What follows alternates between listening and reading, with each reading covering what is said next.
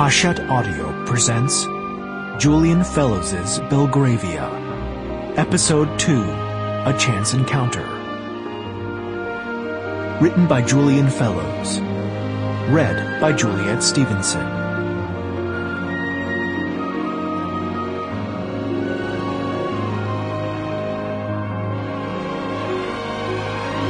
"1841.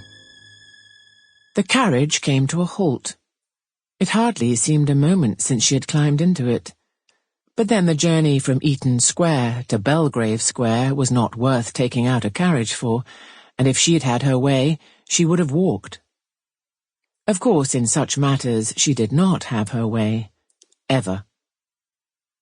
A moment later the postilion was down and the door had been opened. He held out his arm for her to steady herself as she negotiated the carriage steps. Anne took a breath to calm her nerves and stood. The house awaiting her was one of the splendid classical wedding cake variety that had been going up for the previous 20 years in the recently christened Belgravia, but it contained few secrets for Anne Trenchard. Her husband had spent the previous quarter of a century building these private palaces in squares and avenues and crescents, housing the rich of 19th century England, working with the Cubitt brothers, and making his own fortune into the bargain. 2 women were admitted into the house ahead of her, and the footman stood waiting expectantly, holding the door open. There was nothing for it but to walk up the steps and into the cavernous hall, where a maid was in attendance to take her shawl, but Anne kept her bonnet firmly in place.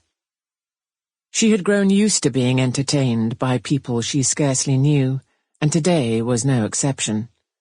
Her hostess's father-in-law, the late Duke of Bedford, had been a client of the Cubitts, and James had done a lot of work on Russell Square and Tavistock Square for him. Of course, these days, James liked to present himself as a gentleman who just happened to be in the Cubitt offices by chance, and sometimes it worked.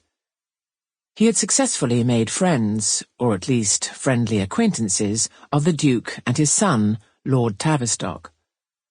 As it happened, his wife, Lady Tavistock, had always been a superior figure in the background, leading another life as one of the young Queen's ladies of the bedchamber, and she and Anne had hardly spoken more than a few civil words over the years, but it was enough, in James's mind, to build on. In time, the old Duke had died, and when the new Duke wanted... Sample complete. Ready to continue?